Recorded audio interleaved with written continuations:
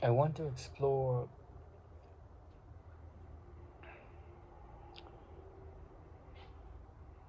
two or three phrases. And two of the phrases come from the Course in Miracles. Near the beginning it says, "Nothing I see in this room, on this street, from this window means anything."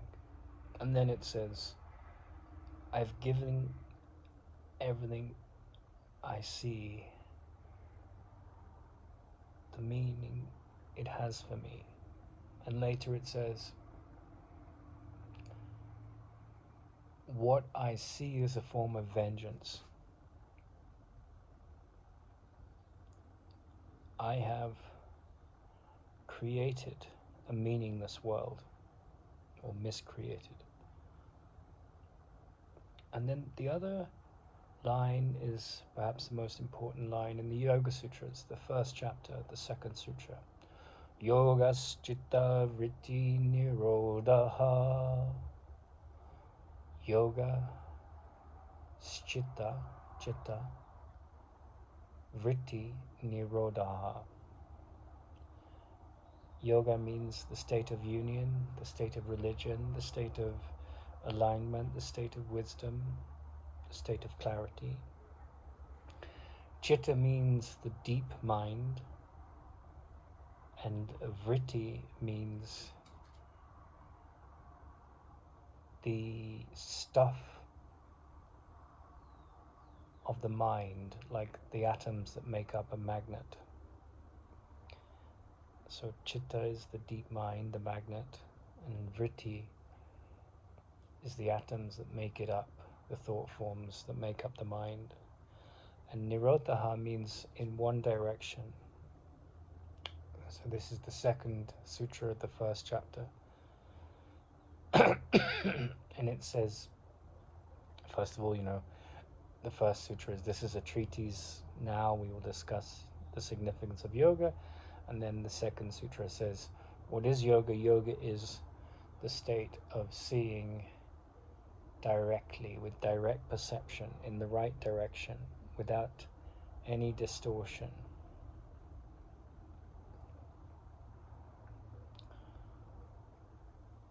And the Course in Miracles, it talks about my meaningless thoughts are creating a meaningless world. So the meaningless thoughts are the thoughts of misperception, thoughts of misinterpretation, essentially fear.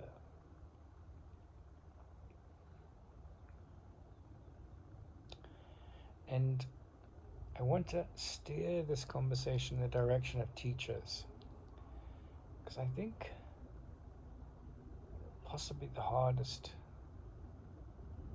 thing to accomplish is to be a successful student, and I would say of wisdom. And I would say the most important thing to accomplish is to be a successful student of wisdom. And for that, teachers are very valuable.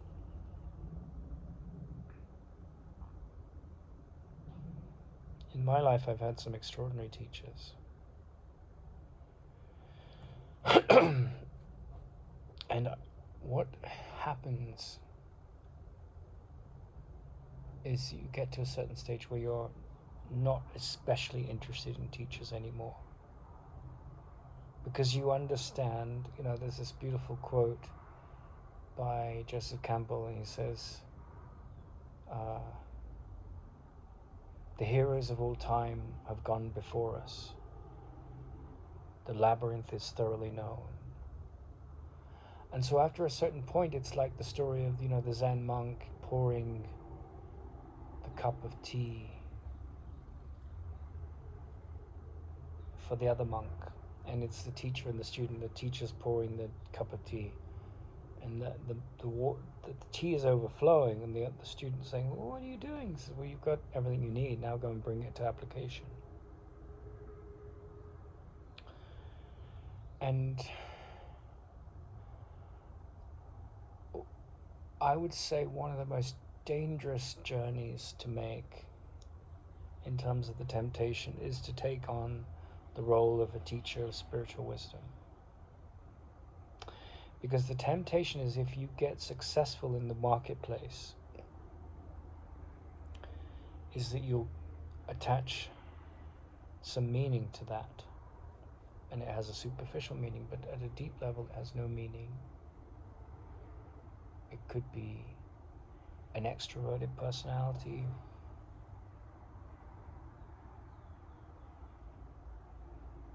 It could be a spiritual ego that leads such a conversation to go out in the world and teach.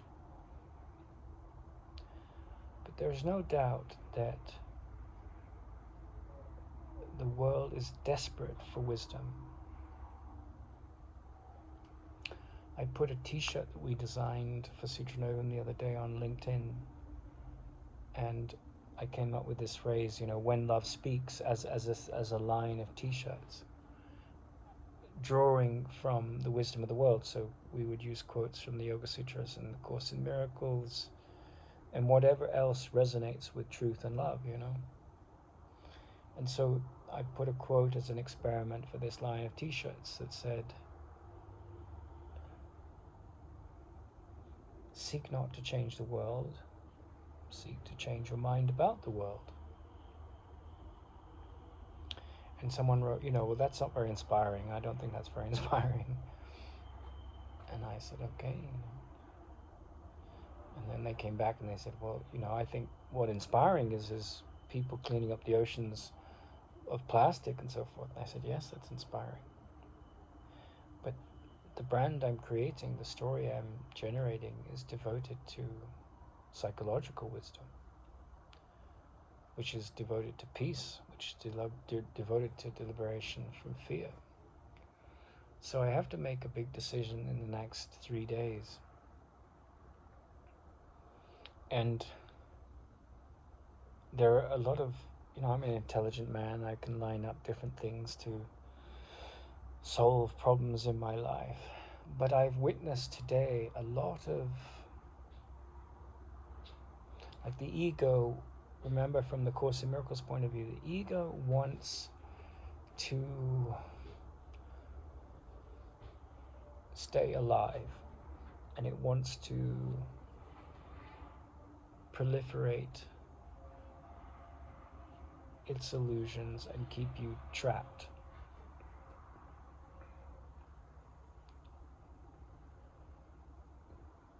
And there's a line in the Course in Miracles that says, you don't have to believe these lessons in the workbook. It's not about believing what you're listening to. It's about the experience of their truth. That is the only measure, of their significance. So any serious student of the Course in Miracles would not be looking to defend it as a logic to someone that disagrees with its logic, because that's just intellectual ego, But one of the things the Course in Miracles does very well is it posits a metaphysical solution to the story that we find ourselves in. And that solution is all-encompassing.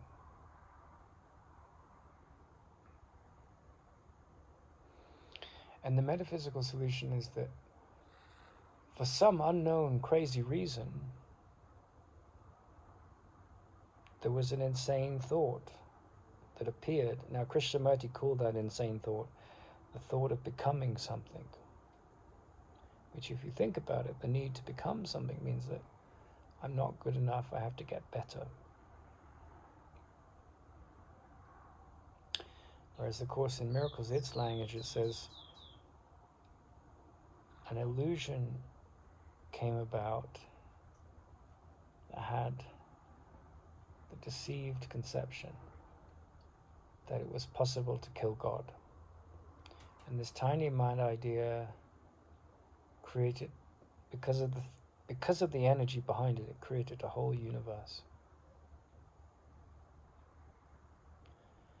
And we relive that split-minded thought every time we get anxious, every time we get fearful, every time we get involved in defending and attacking ideologies and bodies.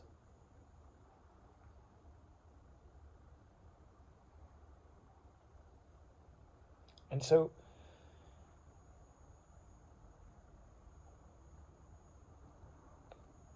if I were to defend the quote on the t-shirt, I said, look, well, I'm not trying to, he said, I don't think, this was in a professional network of branding, right? And you have to remember the Course in Miracles is only 50 years old, 60 years old. It came in the 1970s, 50s came. It's about the same age as me, and I'm 49, because I was born in 74. And it sort of came into the world between sort of 74 and 77. And what it says is that Buddha and Jesus are not saviors. They're just elder brothers on the path to finding out who they are, waking up from the dream of the illusion that appeared. This idea, I need to become something, that manifested the whole physical universe and the evolution that we see in it, that is experiences time and space.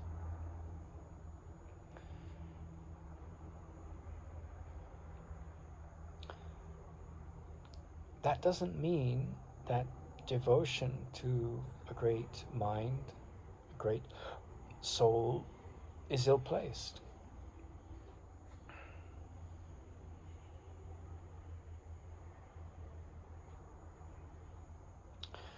But it does mean that when you're in a situation where you're trying to make a difficult decision, and you think about the language of that, trying to look into the significance of a difficult decision, because I need to look about where I go next in my life physically, in the next few months and then long term. And so those decisions are important because I have opportunities to go to places in Europe, or to go to China and then possibly Venezuela and build my business from there. I don't know, but they're all unknowns.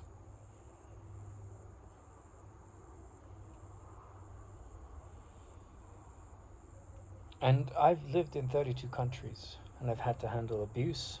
I've had to handle a manic bipolar wife. My yoga teacher's son was chased out of Austria for molesting 6 women after years of rumors of him being abusive to people and then being squashed down and denied. I went on a degree course where militant abuse of academic authorities supported hate speech and sexism. I've seen how ugly the world can be, and I'm very attentive to character. And I heard some rumors recently about a certain Course in Miracles teacher, and I was influenced by those rumors because I had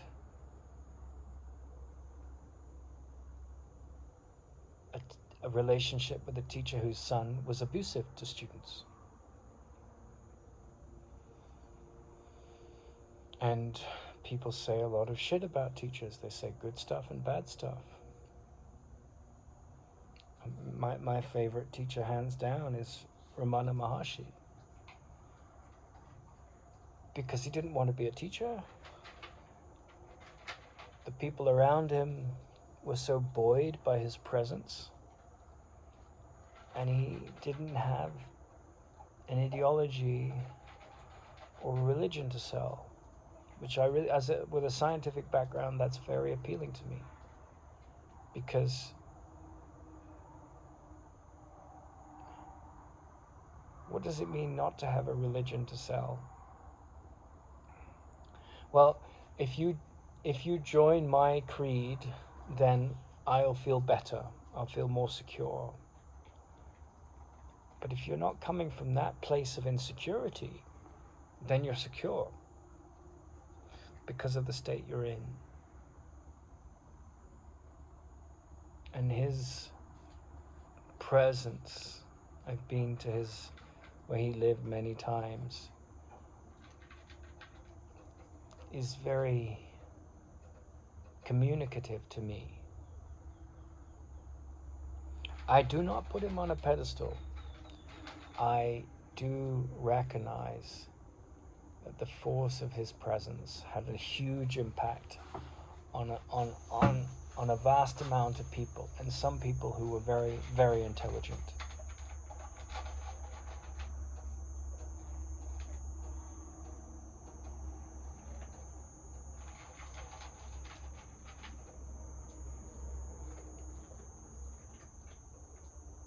And I've noticed how I was judged for airing some concerns about things that were said about a certain teacher.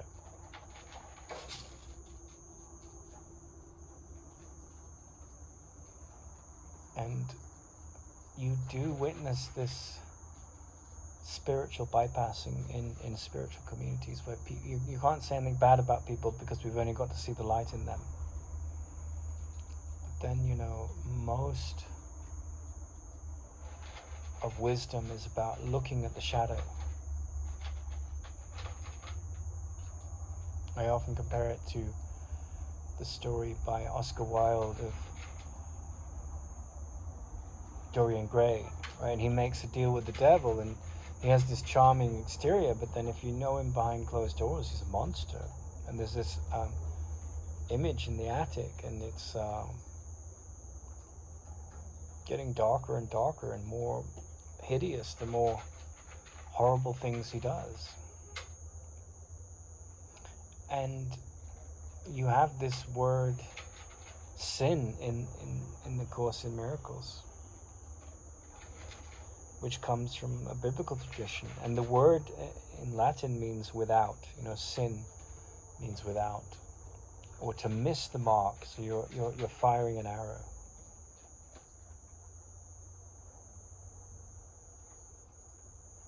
And it was very difficult on the degree course because I made the point that, this pronoun police model that's going around nowadays, where we have to, in English, refer to people as they. Well, you can say that of anyone, but now it's a specific pronoun. And I wasn't judging that as a model. I don't personally think it's a very intelligent path. I think it leads to dark places. But I'm perfectly,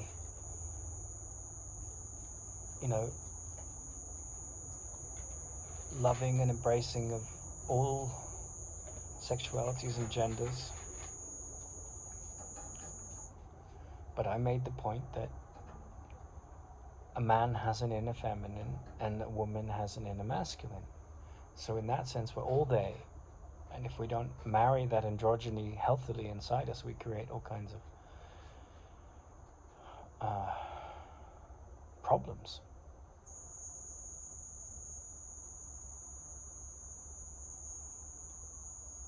And the teacher in charge of the course didn't like that statement, because they were very much behind this kind of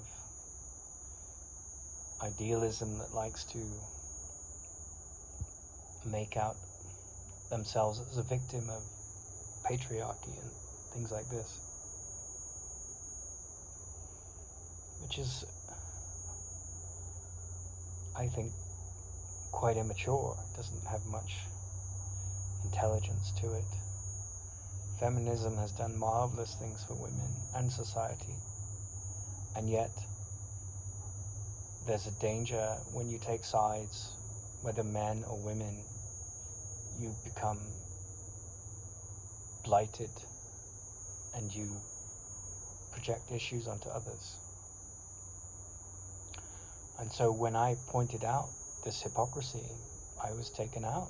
The system protected the academic that was supporting hate speech and sexism.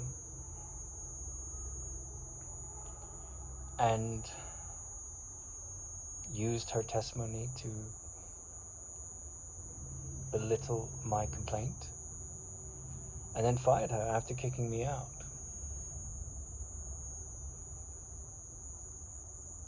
And it was just the pettiest drama. I had no love in it at all. It was just very insecure ego laying down the law and then pointing out that that has nothing to do with psychotherapy and being scapegoated for doing that.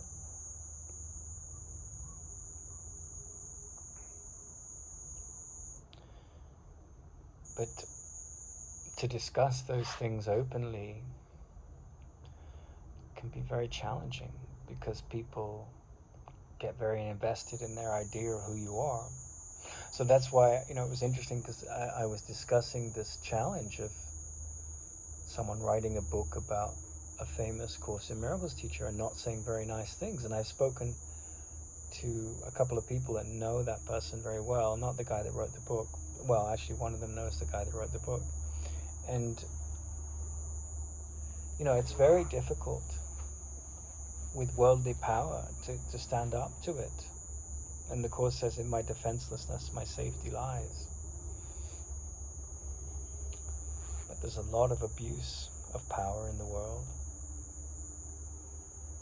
The whole creation story of the world, of the universe, came from abuse of power, or the illusion of it. And the Course in Miracles is about mastering seeing it's an illusion. Forgiveness is mastering seeing it's an illusion.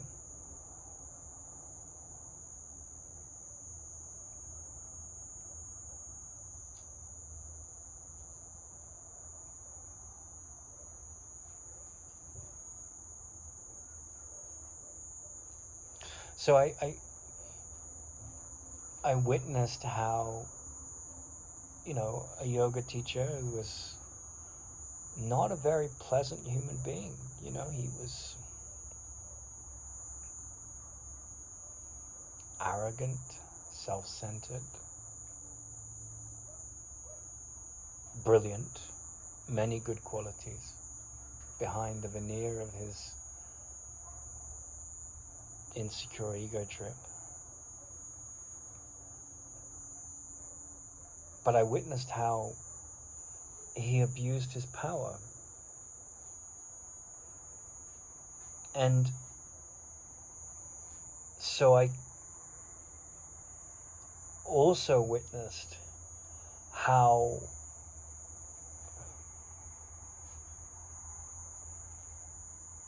people have abused their power toward me. So I've seen how teachers of wisdom have been abusive. I've seen professors of psychotherapy abuse their position and being the object of that abuse.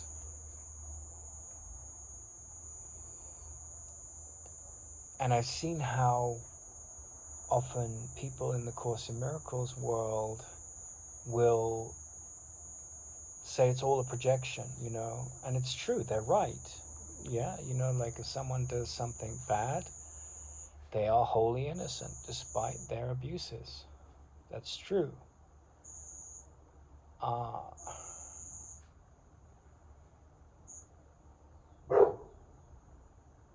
But it takes a great deal of discrimination to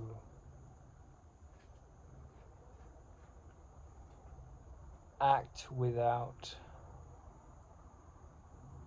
judgment. And I watched as this academic and a student on the Course turned the whole energy towards me and made it negative because I wasn't playing fair with their ego trips. I wasn't threatened by their ego trips. And so they got very threatening.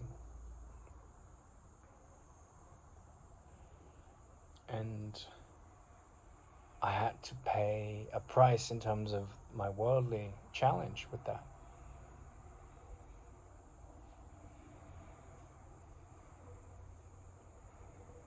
And I was telling my mother about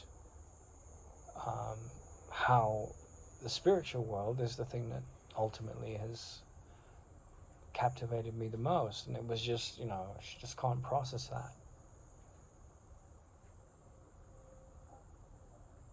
For her, the world is art, it's work, it's culture, it's tennis. But why would you ever be interested in the spiritual realm?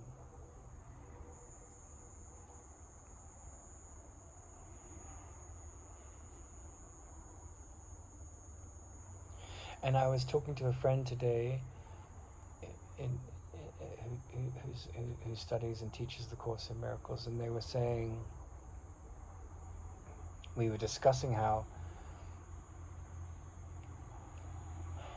in psychotherapy, in spiritual communities, people born into dysfunction often find themselves attracted to seek out meaning. And where there's dysfunction that isn't resolved, it breeds chaos, prejudice, temptation, abuse of power.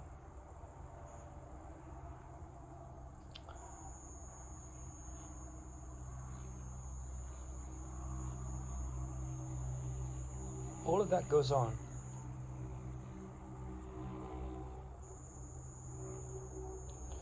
But chitta vritti, yogas chitta vritti nirodha. I am still as God created me. Despite all this chaos in the world, despite this abuse, despite this confusion over what someone is doing as a representative teacher of a deep wisdom, and despite the clarity of them sometimes abusing their power and it getting brushed under the carpet,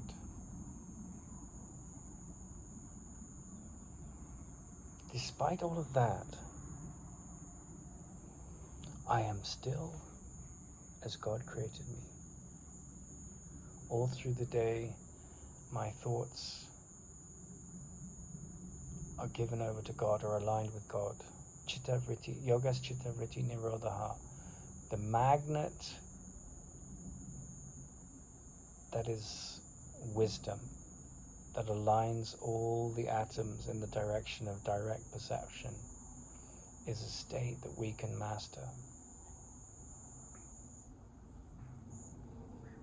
And you've got all these challenges, earning a livelihood, getting older, handling a marriage where there's different agendas, different styles of parenting,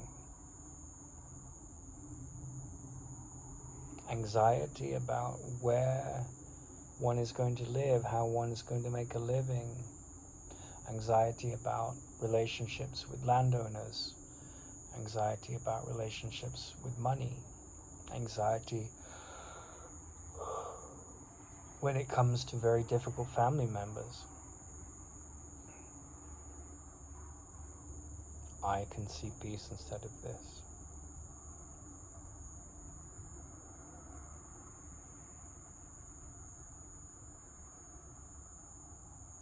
And the qualities in the manual for teachers, trust, the critical one, upon which all others are predicated.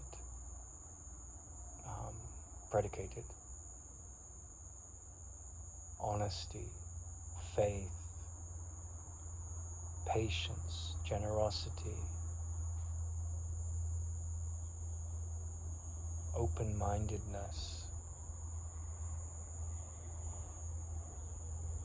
tolerance.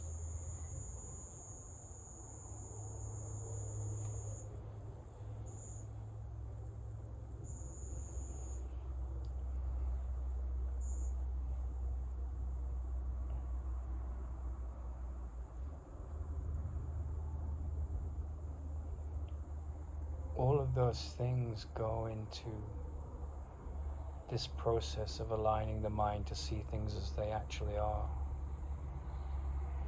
all of those support and buttress and bring into form the power of forgiveness, you know.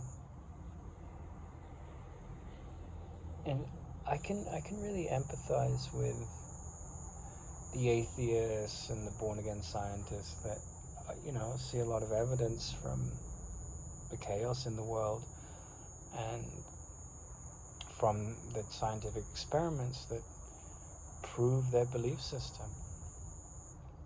I have a lot of empathy for that, you know. Can't deny science, you know. Science, in a sense, is a very deep form of religious inquiry because it's looking into what's true at the relative level. And you can't argue with it unless you're either a madman or someone that's mastered the mind to the extent that the laws of the universe are no longer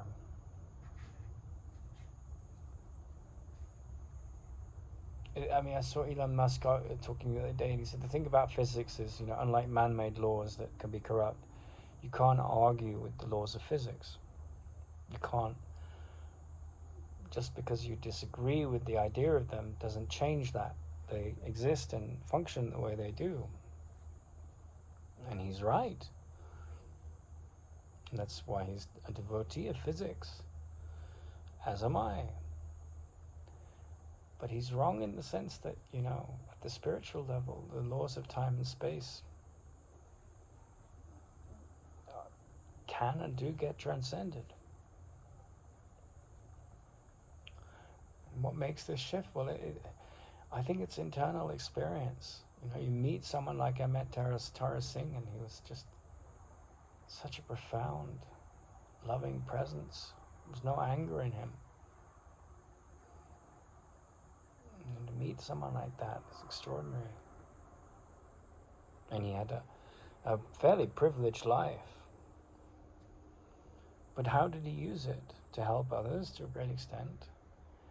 And then once he saw the limits of that, in the sense of trying to fix things in the world, he went within. He ended anger and sorrow in himself, frustration. Such an extraordinary achievement. So after the deliberation the last few days, I've got a couple more days where I must make a decision, which will have a big impact on the movement of my life, you know. So on a certain level, there's a lot of pressure on the mind right now. And I've been quite sick. And I spent 6 hours yesterday looking for a specific medicine that I need and couldn't find. I've also been getting healthier because I've focused on my health. I've had to. And when I say healthier, I mean in the body, you know. In French, the word santé means health. And the root of the word santé is the same root as the word saint or sanity. The Course in Miracles says, only the mind can be sick. All healing is of the mind. Why am I going to get medicine? Because it's scientific and intelligent, and I feel it's appropriate.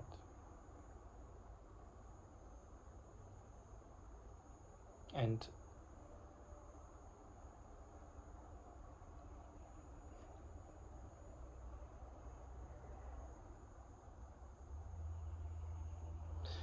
I was talking to another friend today about the difference between planning and being guided. It's a fine line. It's actually a very different line. It's a fine line between the two, you know, but to get this sense that we're being guided. You know, at 16, Ramana Maharshi, you know, he just became enlightened, and I think a couple weeks later he just gets on a train and travels with little money that he had to Tirunamalai and just, you know, lives in the temple. a complete state of devotion to truth, completely enlightened. There was no alternative in his mind. He was guided.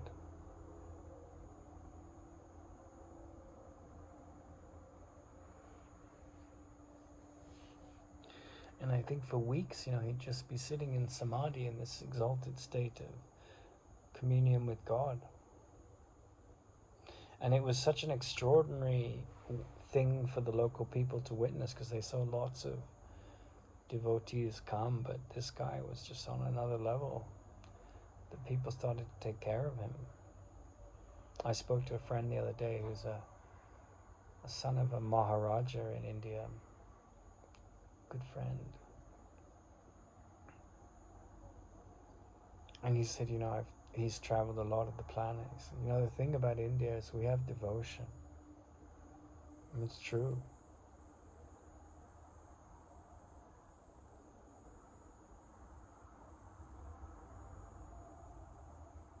And you can't introduce that to people. I mean, you can introduce it to a baby. But what I mean by that is that sense of adoration, devotion to something very sacred, beyond what the physical senses can witness. The Yoga Sutras calls the domain which the physical senses are designed to read and interpret the gross, the superficial. And the domain where the focus of yoga is the subtle, the interior, the deep. Chitta means deep mind.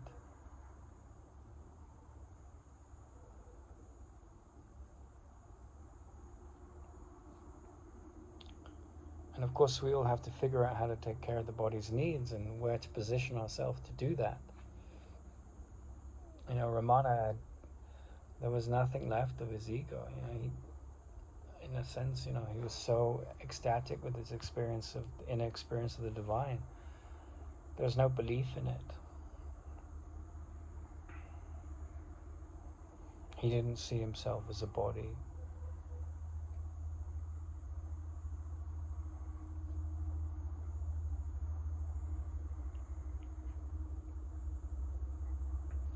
But as I was meditating on what to do, I don't have a clear answer. I trust that it'll be the right decision that I make, because it's just the world of form,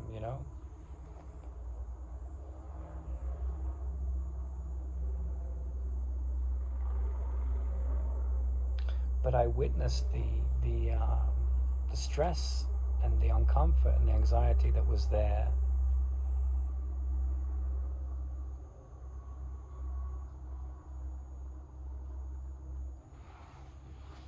In my life, I've had quite a difficult relationship with my father. I can be quite short-tempered and angry.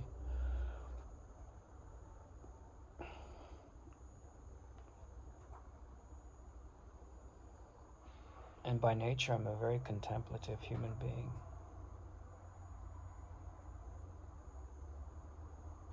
And it's when I go into that headspace that's so angry and so upset and so tortured, it's very challenging to navigate, because it's so caught in the reactionary mind.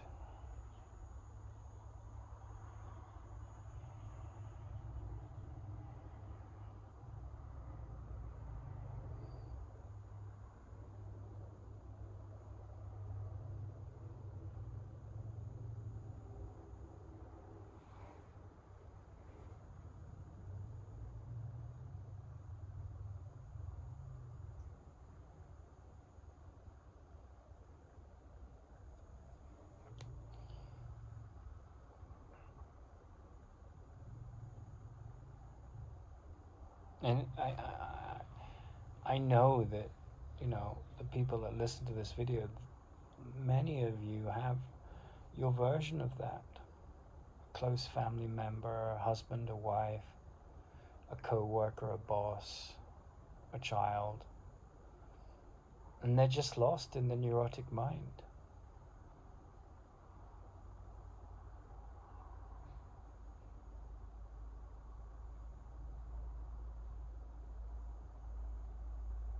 in that sense, you know, someone like Ramana is just, he stands out because he's just such an extraordinary character.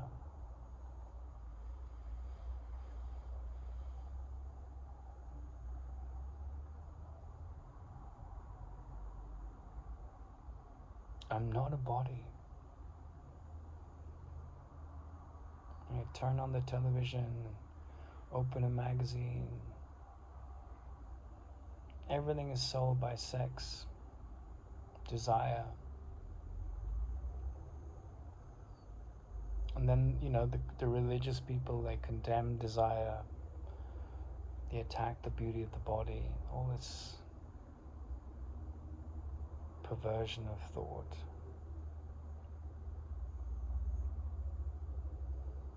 But you have this character that just, you know, great characters like that come to the planet.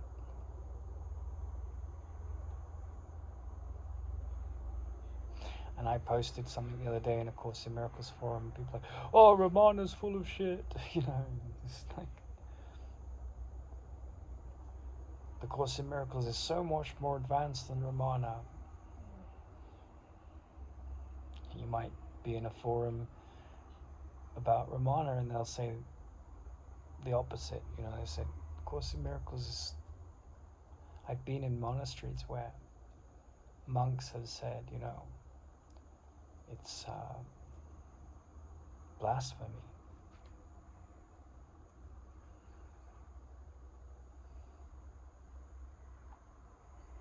But that's the fortress, that's the nature of thought. It's always defending and attacking its position. And, you know, people will listen to what Krishnamurti says. He says, you are the world. Go in one ear, go out the other. They won't have one single iota of sense of what that means. But the world, with all its chaos and confusion and misperception and projection and judgment and condemnation, exclusion, incapacity to explore in depth, cliques, pettiness. That's who we are. That's who Krishnamurti points to. It's got nothing to do with who we are. Our insecurity has got nothing to do with who we are. But as it manifests, as the world is, that's what we have to look at. That's what we have to contend with. That's what we have to undo. That's what we have to bootstrap ourselves out of, because that's the reality.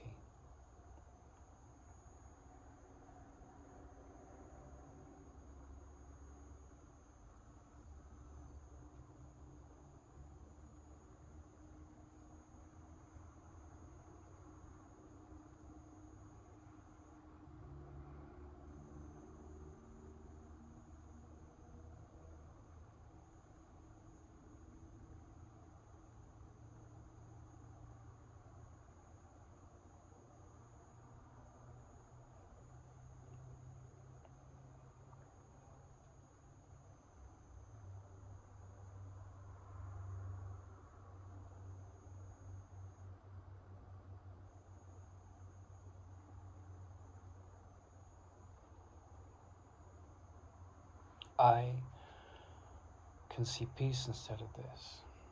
I'm not the body.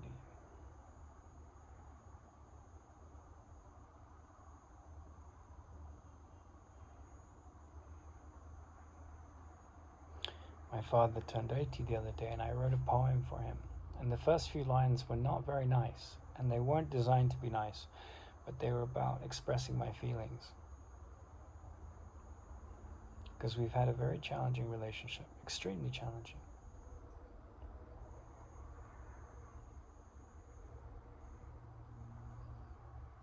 And it was necessary to express those feelings. I took a long time working on the poem. And he found it hurtful. And I actually went to one of Helen Schuckman's poems in The Gifts of God, the the only book that she ever put her name on, a book of poems. Helen Schucman was the scribe of the course, and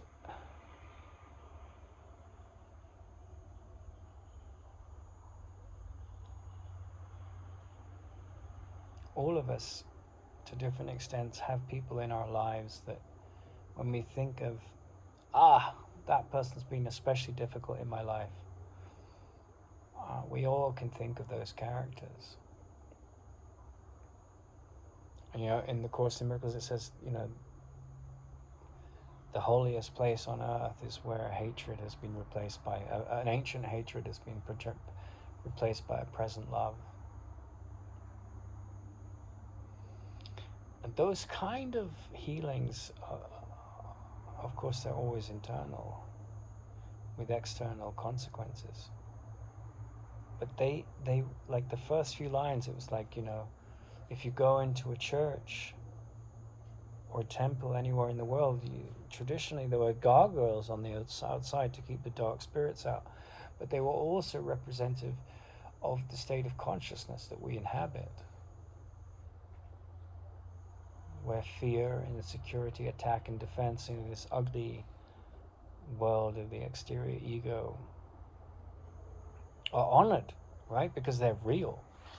So you express those difficult feelings and you get them out. You bring them to the altar of healing. And then you go deeper into the, Sanctus Sanctorum, right at the center of the church or the cathedral. And I'm talking about these temples of devotion metaphorically. That's the stuff we're handling, with the most difficult relationships. They're bringing us on a journey of deconditioning. They've that's why, A Course in Miracles, as a study of psychotherapy, as an approach to psychotherapy, it's so deep. Things are happening for you, not to you. So when I'm, broaching these very difficult decisions, they're happening for me. And I'm gearing myself up to make a major move, I have to. It's the nature of the worldly story that I'm in. We all have those kind of conditions. And I have a friend who was born an adopted son to quite a wealthy family. And he has a very peaceful life. And he's lived his whole life in the same house except for a couple of weeks elsewhere. And I visited him, and I because we're a similar age, and I witnessed he helped me recently with something when it was a very difficult thing with the university.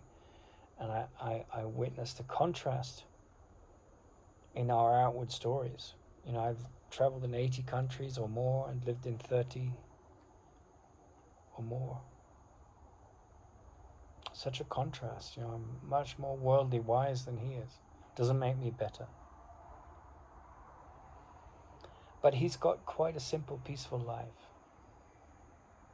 And he's just devoted. He inherited a house, his brother died, and, he bought out his brother's share of the house, kept the house.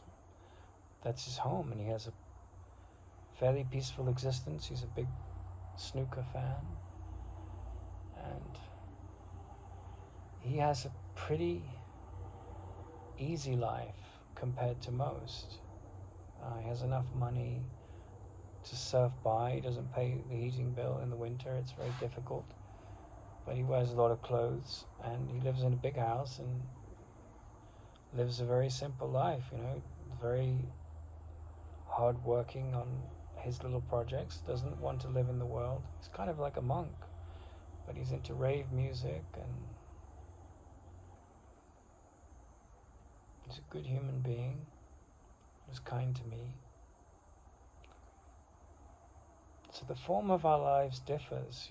I was in a supermarket a couple of years ago in England. I remember seeing this older couple talking about very mundane things. And I remember thinking, because I was having to flee from the abuse at the university, I was having to manifest a place to be, first in the south of England, and then in Canada, and then in South America, and then in Spain, and all because of this incredible neurosis that I was born into, that couldn't handle truth, that wanted to deny it, was very insecure, that attacked and defended, and that was the story that I was born into. And I remember thinking, well, they're just normal people living their lives, they're quite focused on, taking care of their family, and like we all do. But I was in a situation where I had to trust that I was being guided to the safest place in a very challenging situation, where an academic was protected that had abused her authority, then fired, and then the police didn't look into it. And I knew that I was in a very dangerous situation, because it was a psychotherapy degree, and they had the opportunity to use their power of PhDs to project things onto me, to protect their reputations. It was very dark. When authority is abused, people can do monstrous things. Just look at, the great powers at the highest level in this world, in talking about external power. Big, powerful countries. People in charge of them get away with genocide, murder, horrible things,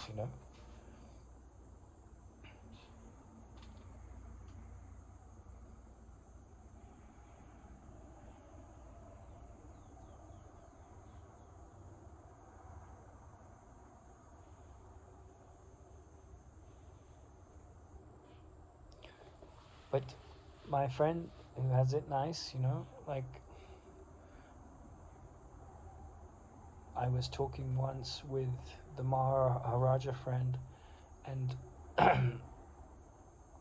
Michael James, who's pretty much the world expert on the written teachings of Ramana Maharshi, and at least in English.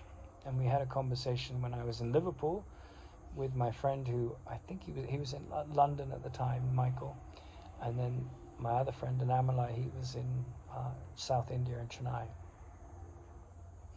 And of course, this friend was born into a story where he was adopted at 12 by his mother and father, who were brother and sister, to keep the money in the family, these old traditions of very different cultures. And he had to go through this extraordinary ceremony. And that was his story in this life, But in the next life, you might be, if you believe in reincarnation, destitute, You might have a very different story. So that's why there's such a pull to make sense of the mind, and to bring the mind into clarity so it can transcend the world. Because otherwise you're trapped in samsara. That's what the Buddhists call it, this whirlpool of illusions.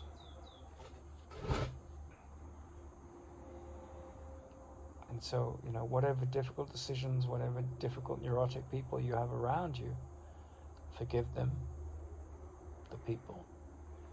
Forgive your own stress and projections of ill feeling. And give over your difficult decisions to this path of surrender, to know yourself. I have not had an easy family. I've had a very difficult family, very cultured, enriching, fascinating, adventurous family, but a very, very difficult family. Love them dearly. I don't have the closest connection with any of them except my mother.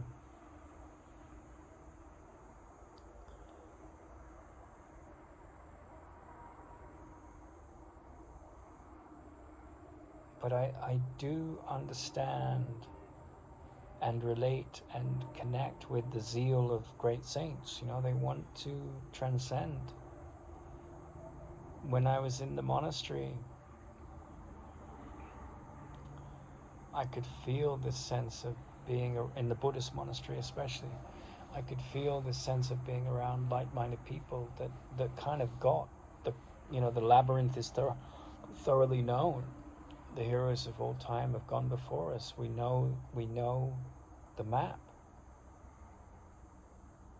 But also that sense, when I'm facing this unknown set of decisions, it's like Satchagaweka, this incredible spiritual guide that came, and more than spiritual guide, physical guide. She helped Lewis and Clark get from the midpoint of America to the West Coast. And she didn't know the way. But she had one advantage over the European explorers, or that were now American. She had a sense of the terrain. So that's why teachers of wisdom are very helpful, if they're pure-hearted and they're not corrupted by their deceptions and illusions. But those people come along, like that teacher in India, his son, he's an impeccable teacher in many, many ways, the father. And the son, just totally abused his position. You have to forgive it. But you have to do it in a sort of circumspect way, And I don't think it's unhealthy necessarily to talk about these things. But people might judge you for it. I was judged very harshly for not buying into this woke, anti-woke dialogue. Attacked and undermined. You have to be so conscious and careful of the insanity of the ego. You can see it in others. You can see it in self. But sanity means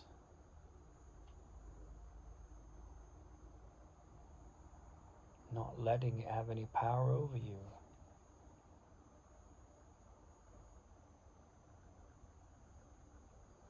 And that takes enormous determination, enormous conviction, enormous faith.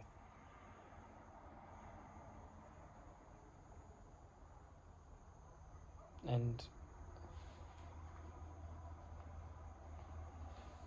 that's tough.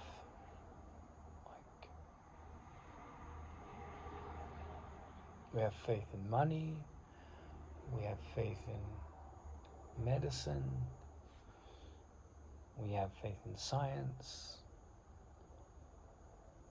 we have faith in people, and all of those things are fine.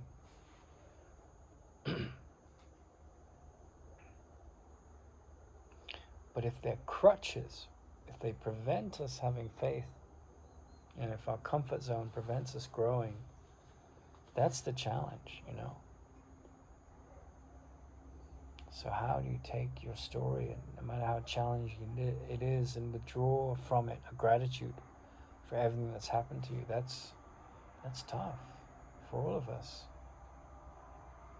But if you're determined to see differently, if you're determined to excavate meaning where there is a desert of confusion, dig down below the desert to find the waters of meaning.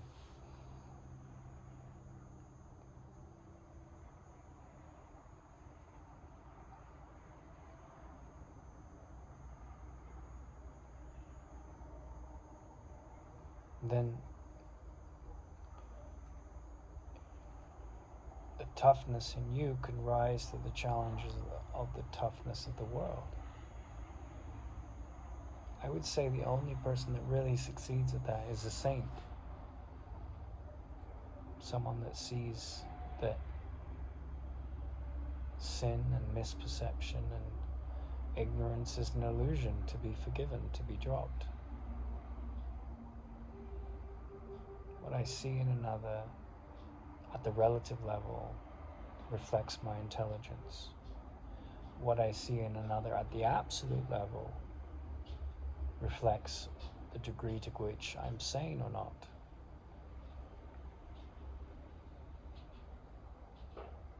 And that's not how the world measures sanity. It measures success as sanity. You know, how much money you have in the bank, how important you are in the world.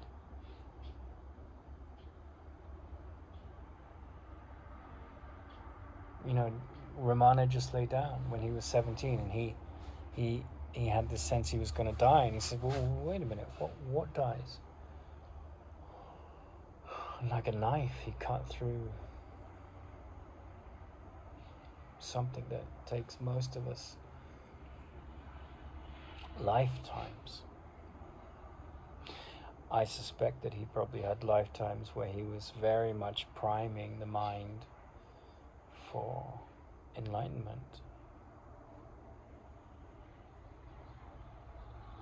And you're doing that now, listening to this tape. You're on your journey with that, as am I. It takes a lot of humility to get very small and listen and trust.